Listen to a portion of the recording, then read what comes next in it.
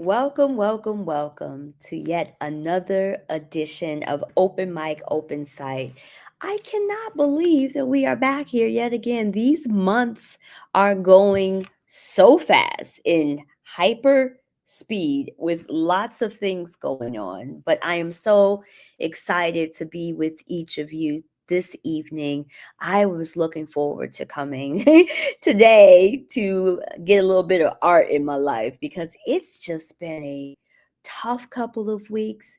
It's been a rough couple of months, and art, with all of the things that it does to the heart and to the soul, to the mind, to the body, I was looking forward to being able to be in communion with artists and those who are going to be tuning in and checking out the show today. So let me be official and do the things before I just start talking.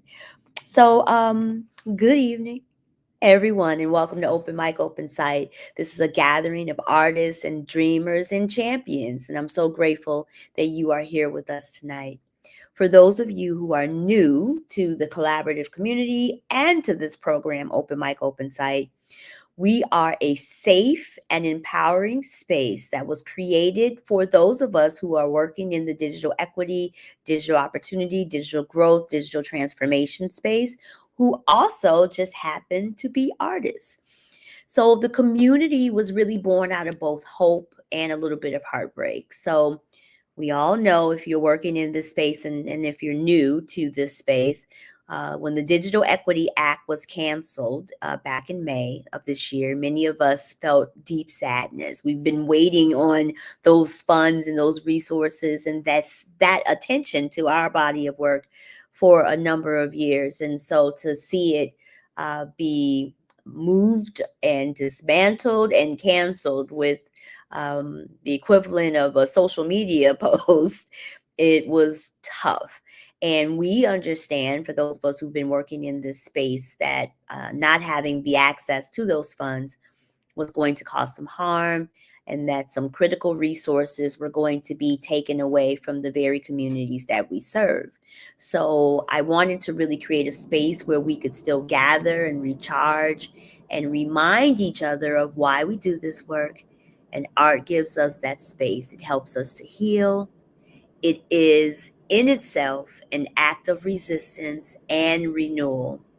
And there's something really cathartic about sharing art. It allows light to find its way through even the heaviest of shadows. And our theme for tonight is shadows and light. So, speaking of heaviness, we all know what's happening in our communities and across this nation. The pain, the protests, the exhaustion, my goodness, the exhaustion. It's a lot to hold in your body. Many of our family and our friends and our neighbors are suffering, and that grief ripples through us too. We're suffering too. But I also know that we're leaning in. We're cleaving to one another through peaceful protests, through hyper local resource building, through policy making, and through creativity. So keep doing those things. Make sure that you are taking good care of yourself and that you're keeping yourself safe in this time. So I wanted to really bring us into a space of intention around our time together today. And breathing is a way to be able to do that. So let's take a moment to breathe together. We're going to do 3 cycles of some cleansing breaths, and I'll guide you through those exercises now. So, for our first round, let's inhale for 5.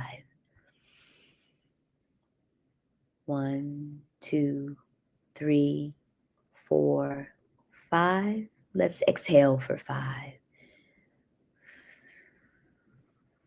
1, 2, 3, 4, 5. For our second cycle, it's going to be healing breath. This is our breath for healing.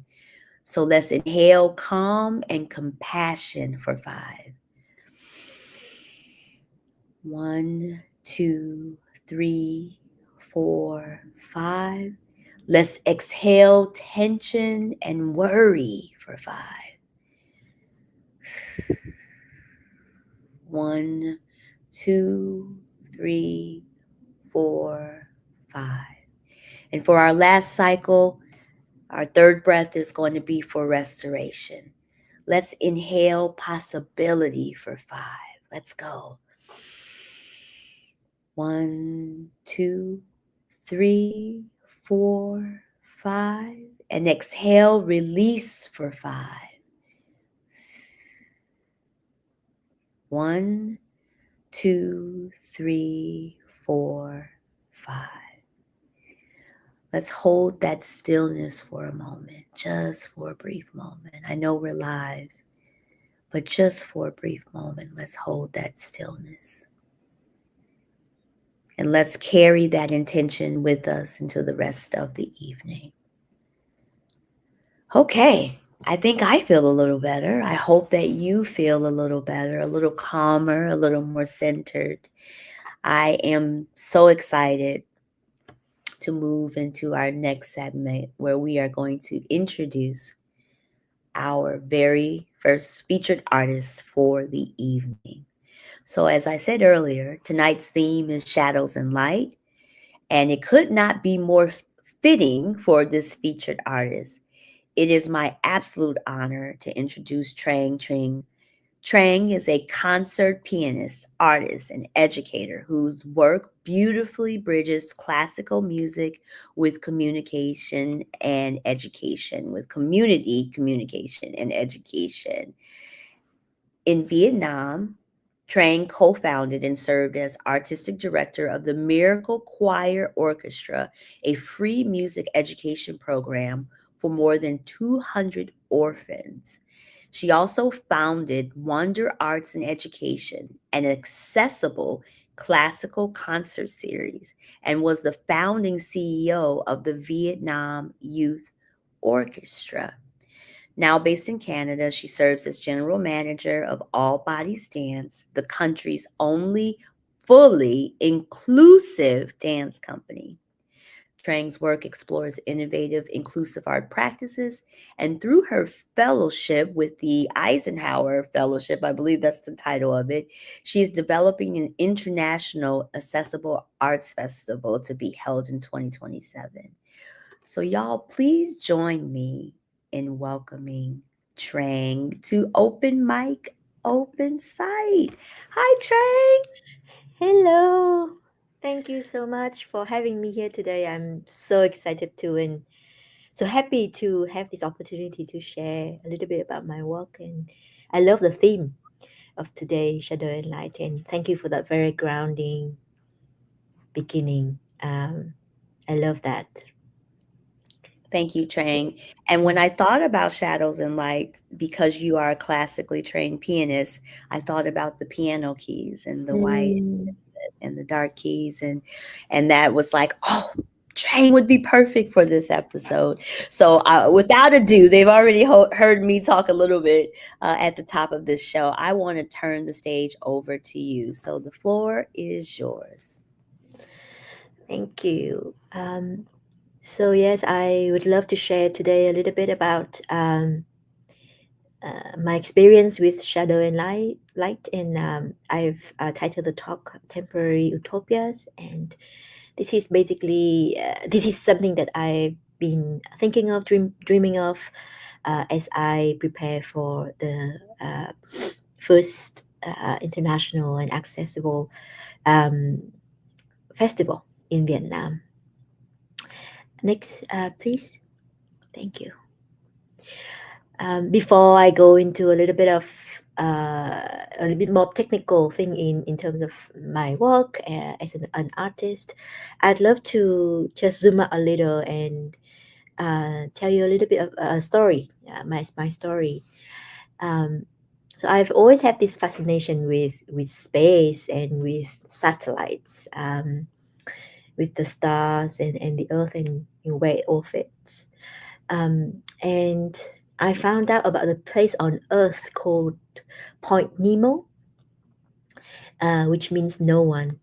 and it is about so it is on the screen 48 degree 52.6 seconds south, and 123 degree 23.6 second west, on the earth, and that's the point of inaccessibility. The other name for it is the point of inaccessibility. It's the furthest point in the Pacific Ocean from any human habitat, from any land.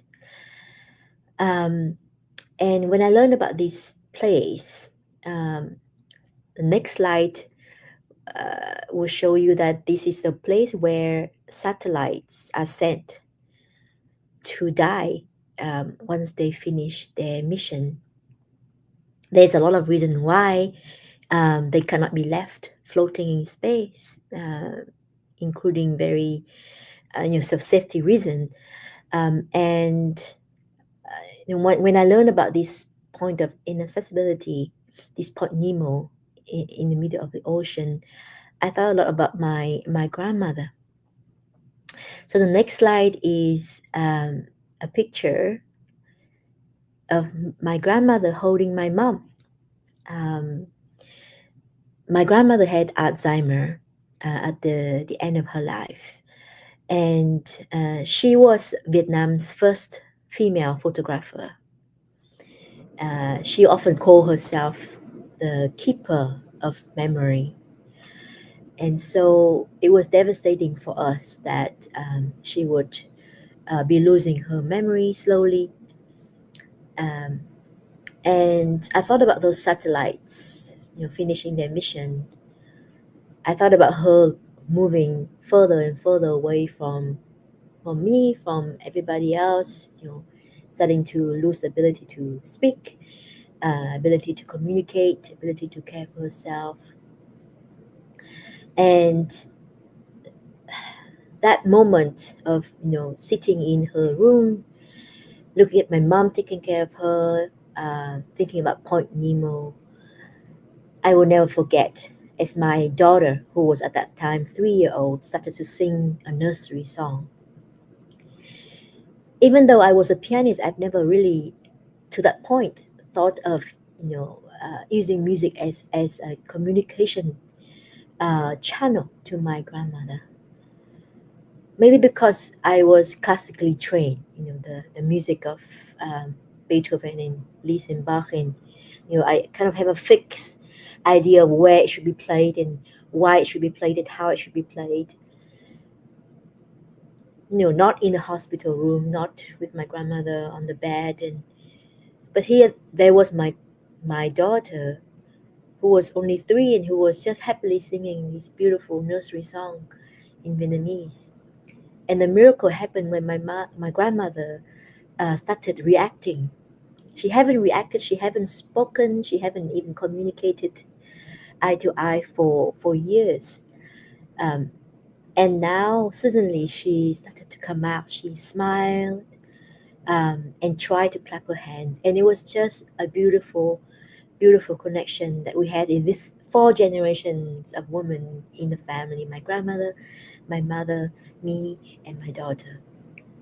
And from that moment, it really brought me into thinking, as an artist, as an arts leader, what else can I do to bring the light into the shadow, to bring beauty and connections and community into more lives than just the fixed idea that I had growing up and being educated as a classical pianist. And so I thought about arts and health. In the next slide, um, I come to a realization that the arts really shape culture and identity and well-being, but who actually gets to participate in the arts? And also another uh, face of the coin is that the arts can reinforce systemic oppression, or it can be used as a tool for access and equity and belonging. So I started my journey of thinking about the arts, not just as a performer, but as a citizen, as a human being. Uh, and then it bring me to a question of belonging. In the next slide, what does it mean to belong? In my talk with many of the health researcher and doctors in Vietnam, uh, we realized very early on that a strong sense of belonging is a very crucial health determinant. Just like with my grandmother, um, the more of a sense of belonging a person feel, uh, the more healthy that person is, and the arts can play a very crucial role in creating that sense of belonging. It could just be that simple song that is still lingering in the memory. It could be something that is done in a language or in a way that is inclusive, that is accessible, and that can really positively impact the mental and the physical well-being. It creates better health outcomes, and it also reduces a lot of chronic conditions. And so, because my grandmother had Alzheimer, my mom and me, we have both make it a priority to ourselves um, to um, to use music as a way to practice our brain and to make sure that our brain remains healthy.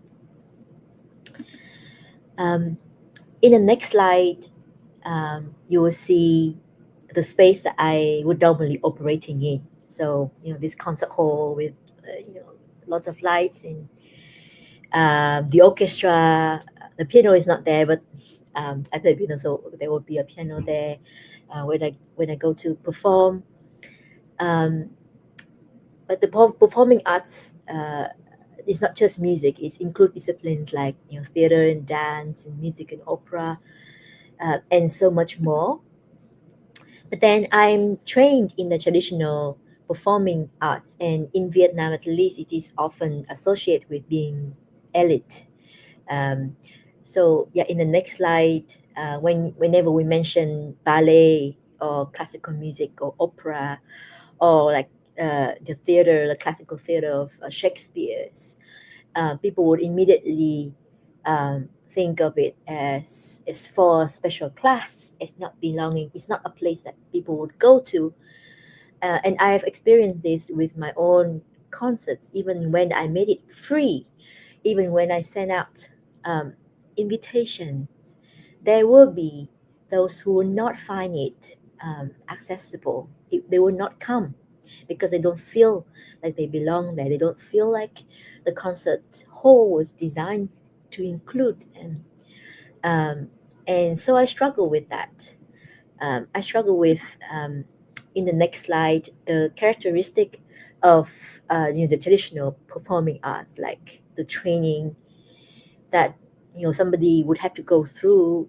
I started the piano when I was 4.5, and all the years of practicing, um, the audition processes to get into major conservatories is very expensive. Most often to have private piano lessons, and how Eurocentric it is in terms of programming.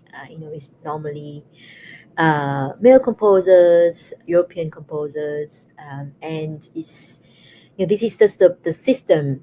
And though I love classical music so much, I'm still a classical pianist, and I perform music that are classical. But I have to admit that in the system, there are so much barriers to access. The cost to becoming a pianist, to even enter a concert hall, to have the right clothes or and learn the right etiquette. Ableism.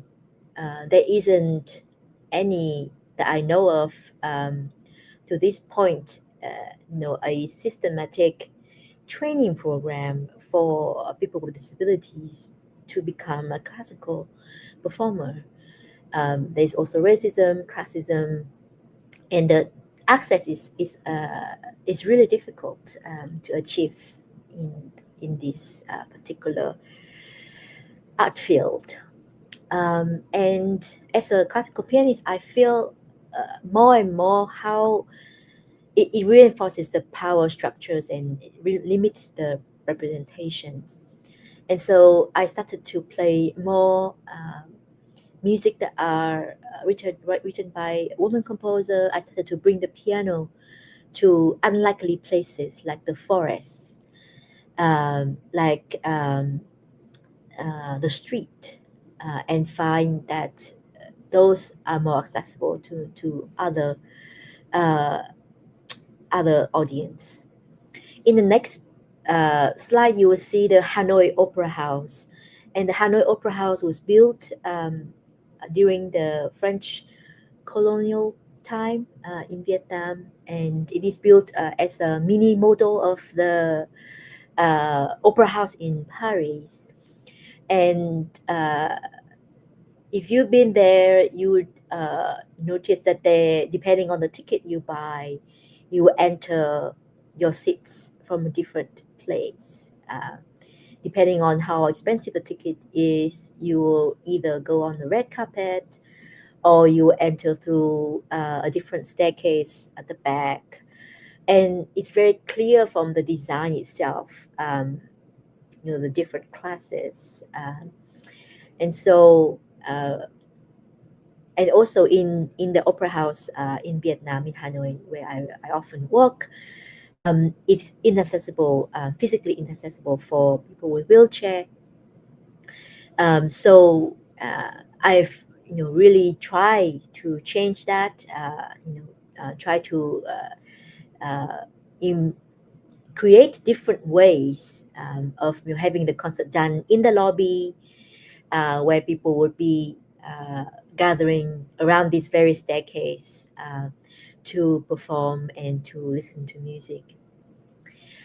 Next slide is inside the hall, where it's very typical of where a concert would happen. And yes, I became more and more interested in performing and programming both inside a space like this and in a more creative DIY space on the streets or in the forest or on the mountain in Vietnam, and often with just a keyboard. Another part of my work is community arts. And so the next slide, you will see two boys who were part of my project called the Miracle Choir and Orchestra. And this is often categorized as community arts. And I work with community groups, local choir, community theater group, and I set up this Miracle Choir and Orchestra, which work with 200 orphans in Vietnam. And we will come in to visit every week. We will be teaching them different instruments in different classical as well as traditional Vietnamese instruments. In the next slide, I realized as I was designing this community type of concerts and community projects that in a way it still retained the form of a traditional, elite arts, but it invites more open participation. However, in the eyes of the public, sometimes it is treated with as an amateur, as not so serious. Often it is activist driven, like from an artist like myself, um, and it is accessible. But for some group, it may still reinforce the biases that if arts are for the community, it has to be something of a lower quality. It has to be something of a different standard, and I didn't like that. Um, I don't believe in that, and so I keep thinking of what would uh, what would be a way to make sure that community arts are still uh, beautiful and meaningful, and be of top artistic quality. Now the next slide is a video, and I think it will not play uh, on the slide. So I wonder um, if I could share the link um, in the chat, and I wonder if it will work. Um, if you might be able to play. If it that cannot, then that's okay as well. Thank you, Jordan. Yes, we have Jordan who is working behind the scene. Um, yeah, and just trying to make the YouTube link work. This is the introduction of the Miracle Choir and Orchestra that I worked in, and I founded. But absolutely no problem if we can't, because I'm also aware of the time that I have left. Yeah, maybe we'll just keep going because of the time, and I know that another artist is waiting to also share. Um, yeah, so I thought about who has historically been excluded from the arts. In terms of arts funding, who is considered a real artist, is artist working community real artist as well. If one doesn't have accreditation to one's name, or didn't go through this conservatory that I was privileged to go through, are they still an artist? Whose story is being told, and whose experience are visible? Um, and so I came to a conclusion that I would work more and more in the inclusive art field. And so in the next slide, access become a creative act for me. It's no longer an add-on. It's no longer just a way to create more a more touch point for people to see the art, but for me, becoming a reimagining of participation from the very outset, from the very foundation of the artistic process. And in the next slide, there are many type of inclusive arts that I have had opportunity to work in. Um, and the most important characteristic is that it is made with and by the disabled, neurodivergent, and marginalized artists. Um, it central historically excluded voices, and it challenges systemic oppression, which is why I came to Canada and working at uh, now at All Bodies Dance. But even before coming to Canada, in the next slide, you will see in the next few slides, just very quickly, the Vietnam Youth Music Institute, where I enable children from the community to conduct the orchestra and to learn and to participate in the way the orchestra works. I also founded, in the next slide, the Vietnam Youth Orchestra, and these are all students who are not enrolled in the typical conservatory. They are all students who are from just amateur. Really, the term meaning lover, the lover of the arts. I also, in the next slide, written the Vietnam music textbook, which included in it 10% component that allows for the teacher to freely adapt the textbook to the need of the student, whether it is an access needs, if there is use of sign language for singing, for example, or whether it is different minor ethnic group. We have 54 different minor ethnic group in Vietnam, and so the 10% is the hardest. I mean, is the biggest achievement I feel for me to be able to let this different ethnic group and this different teacher everywhere in Vietnam to be able to adapt the curriculum to their specific students' need.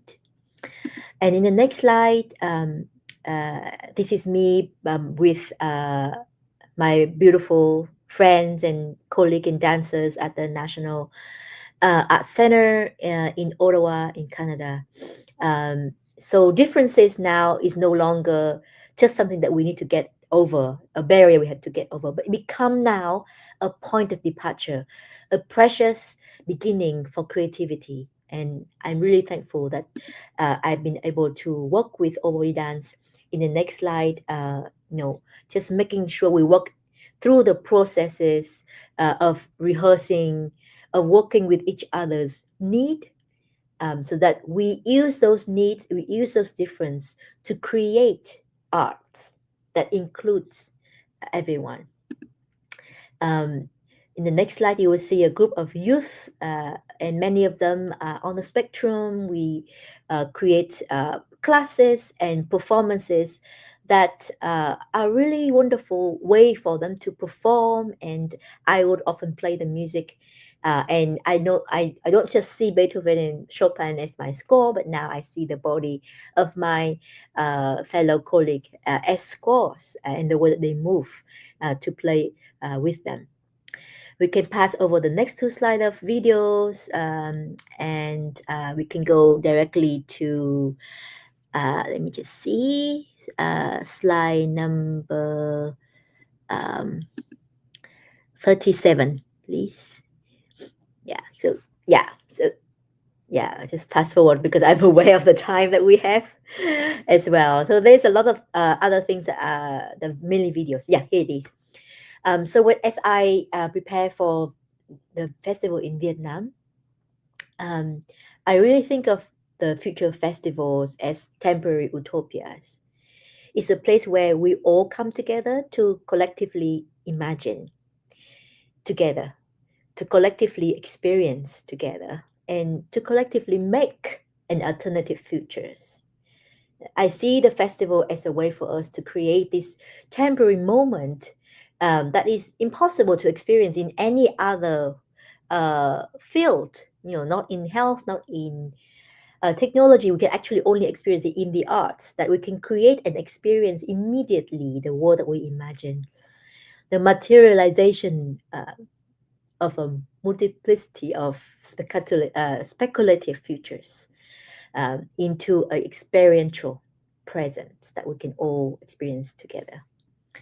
And there are many example of festival that central access, but I really hope that for the festival in Vietnam, I will be able to really create these temporary utopias for not just the Vietnamese, but for everyone. And we can go to the last slide now.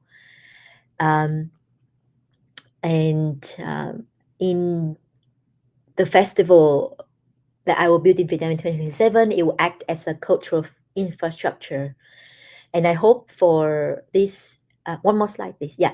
And I hope for this to be where new ideas and new standard of access and inclusion are injected into the social fabric, before it kind of seep into the cultural consciousness of the nations and of the region. Yeah, I hope that even if it starts small, we will start. And 2027 is a year that the whole APEC, which is the Asia Pacific Economic Forum, will be held in Vietnam, and I hope that will be a launch pad for my dream. And this festival will be where intersectionality, where leadership, the most impacted, will be centered. It will be a cross movement organizing, and I hope that it will have the ability to sustain, to really have a sustainability, not just in terms of finance, or human resource, but in terms of looking into the future, does the what does the arts look like? What is the future of festivals, and what is our role as artists in making the world a more equitable, a more peaceful place? Thank you so much. Wow. Chang, I am just, first of all, so thankful that you joined us this evening because I think your message this evening and your body of work really speaks to the heart of what art is and how in art, it doesn't really matter who the artist is, like the art and its interpretation, whether you're being subjective or objective, has a place. It has a place, right? Mm-hmm. And so I really love the framing on that last slide where you said that it's cultural infrastructure. Mm, And I think when we speak about culture and lived experience and people and the connectivity of people, I work in the digital equity space, and part of our mission in life is to be really inclusive and to use the technology to help to connect people in a more close way. This idea of art being like the backbone of cultural infrastructure is super interesting to me as a concept, and mm, I really do love that framework.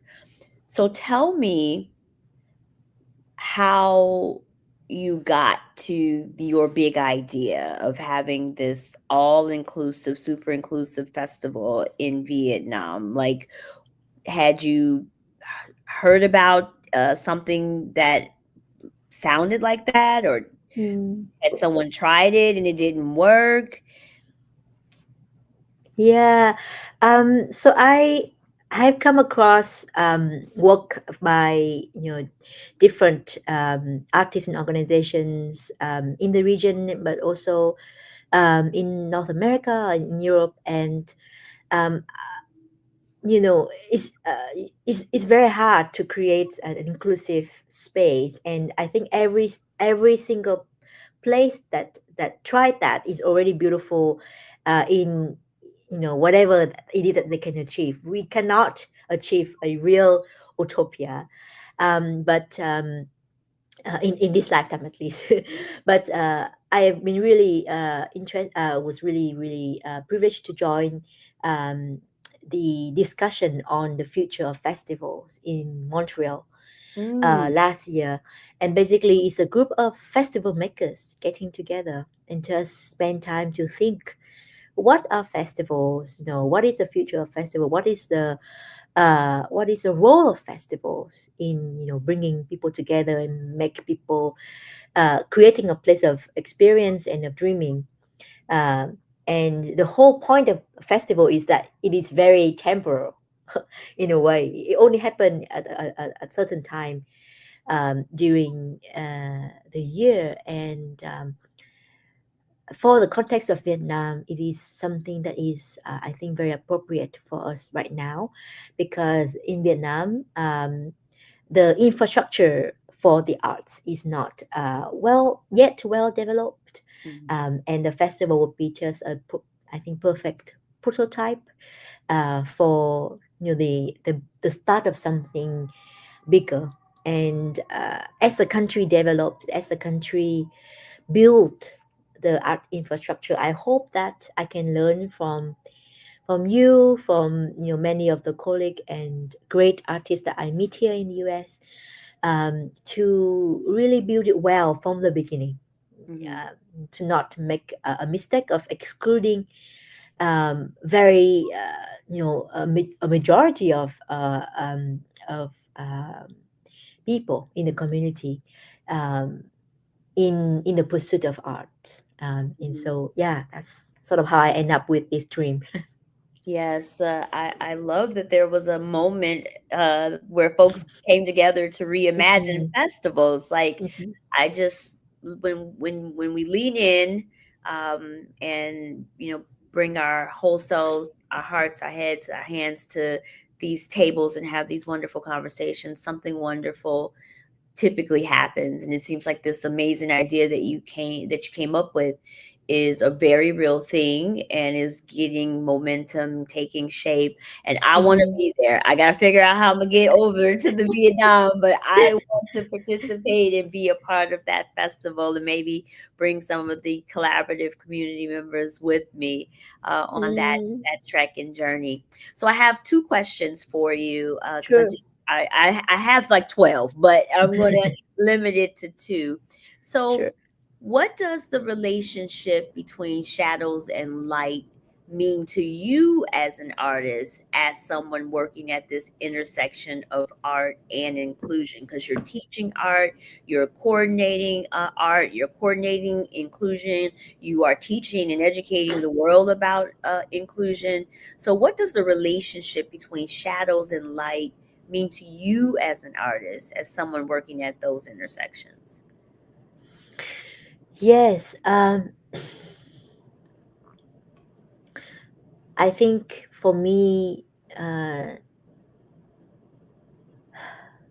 it is. It reminds me of the different shade. I love how it is not darkness or pitch dark and light, and it's shadow and light. Mhm, I think the world is increasingly polarized. mhm, There's this left and there's this right. There's this blue and red, and in anything, um, even in the arts, there's increasingly a divide between this and that. And I think artists are especially equipped to see what's in the middle, to mhm. see all the shade of summer, to see everything that's not this and not that, but perhaps somewhere here, or even not on the linear space between the two polar, but actually it could be anywhere in a 360-degree between. And I think the arts, it is our responsibility as artists to make sense, to sense making, to make meaning, and to make value from those in between spaces, and so that we could pull people in, so that people, even though they consciously or unconsciously always consuming information that on this side, could somehow through the arts hear of thoughts that are from the other side, and to understand each other as human being. um, yeah, that's sort of like my thoughts when I think about shadow and light, and just the inclusivity of all the people and all the human in this 360-degree, not just on this line between the two polar. Yeah, Yeah. I Mm, love your framing about mm, artists occupying the space in between. mm. Because, like, that's where all the goodness happens, right? Like, yes, there's just like, as you say, colors and Mhm, experiences and opportunity and all of that. And mhm, so and I think art amplifies the in mhm, between, right? You can mhm, bring about understanding, bring about enlightenment, mhm, um, in the artistic space.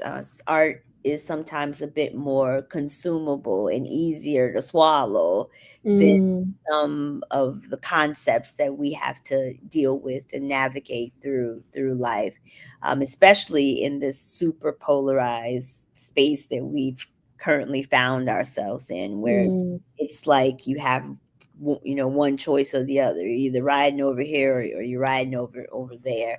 Um, Yeah.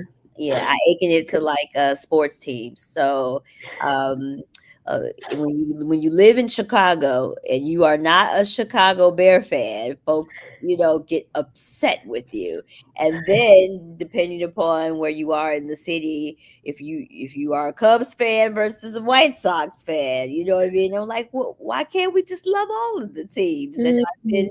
I've been redirected in my thinking, but I'm like, I'm an artist, so I'm meant to occupy the space in between. I love that. That makes Right. T-shirt or something. Yeah. And then Oh, my final question for you today sure. is, if you could send a message through music to global change makers, those who are working in digital equity, the arts, or policy, what would it be? What would be your message to the global change makers, those who are in charge or have resources or have spaces? Um, what would be your message to them in this moment around your work? Wow, that's a good question. I think I would like to give them a hug, Mm, and I think I would like to tell them, let's keep doing this mm-hmm, because we are creating what nobody else could. We are creating a future that could be experienced right now. mm, Yeah, and whether it is a future of somebody who think nobody else could be right unless they agree with them, yet they come to a play and experience something that shake that belief, mm-hmm, or it is a kid who uh, use a wheelchair and for the first time see a dancer using a wheelchair on stage and just go, wow, I could do that. Somebody could do that. I think as artists we are already doing an amazing thing, and I think we are so privileged to be doing it, to be creating the future in the now. mm, And because of that future in the now, we are moving, we are changing, we are, you know, moving heart is, I think, the hardest.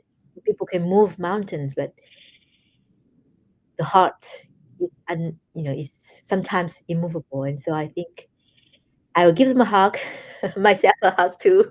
It's mm. so hard. It's such hard work, Yeah. but let's keep doing it because we Yeah. are we are moving in the right place, to the right place, I think. I love that. Let's keep doing it. Let's keep showing up in the places and spaces that we occupy. Let's keep bringing art into those spaces. Let's join the collaborative community so that you can be part of a community of artists who are doing this work. More of what we're doing, and acknowledgement that it is making a difference incrementally. So thank Mm, you, Trang, for joining us today and sharing so much about yourself and about your vision. I love the picture with you mm, and your mom, and the story mm, about your grandmother, and oh, just really heartfelt. If mm. people want to connect with you, where can they find you? Where can they connect with you and learn more about your work? Yes, so I have a website at trangtring.org. Maybe I could write that in the comment. I don't know. I could just write here. Yeah, so it's my name, Trang Tring, and then it's .org. Yeah, org. So it's a place where, yeah, if you have any ideas or comments, or want to work together, I'm so open to collaborative work. And yeah, I'm so excited to invite people to come to Vietnam for the festival as well. So yeah. Wonderful, wonderful. Mhm. We'll be looking forward to that invitation, and certainly we'll be sharing that out to our general audience. Again, Mhm. Trang, thank you so much for sharing, and thank you so much for being with us tonight on Open Mic, Open Site. Thank you. Wow, I am super inspired, and I got to go watch the videos and all of the things because I learned a lot. I have thought about artists that are differently abled, and wanting to to ensure that we are thinking about artistry in the most inclusive ways. And it seems like Trang has a good framework for that, to take it even further. So I am now going to be a student of her work because I want to understand even more and ensure that all the things that we're doing, even here in the collaborative community, are being considerate of inclusivity as we continue to do our work in community and do our work with each other. So I want to move on. We do have about 10 minutes left here, and it's going to be really quick. Our second artist caught the flu because it's flu season. So this is a a warning and a love lesson for y'all. Take care of yourself. Make sure that you're taking care of yourself, that you're getting your rest, that you're using your hand sanitizer, washing your hands, because we are in that season and the little germs are floating around. So I want y'all to take good care of yourself so that you're not out here sick. And shout out to Miss Thompson. We will have you on another episode. But I do want to offer a few announcements as we are nearing the end of the calendar year. Can you believe that? Oh my goodness. So I want to talk about our last two open mic open sites of the year. Our next one in November is on Wednesday, November 26th. So again, if you're new here, open mic open site is always the last Wednesday of the month at 6 p.m. CST. We are always live from the Collaborative Community YouTube page, as well as from my personal LinkedIn page. Our November theme for Open Mic Open Site on November 26th is resilience and hope.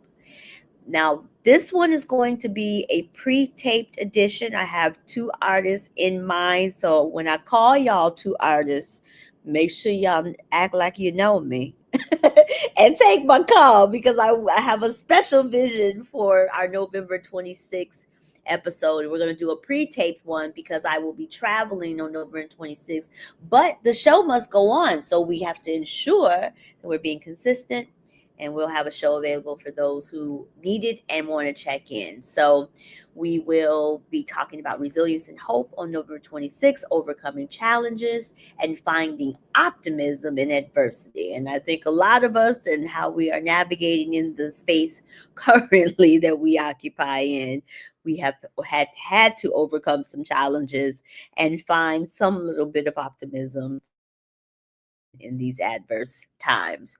And then December 31st is the last open mic open site of 2025, and it's on New Year's Eve. So that theme is going to be celebration of unity, and I have a special year in episode.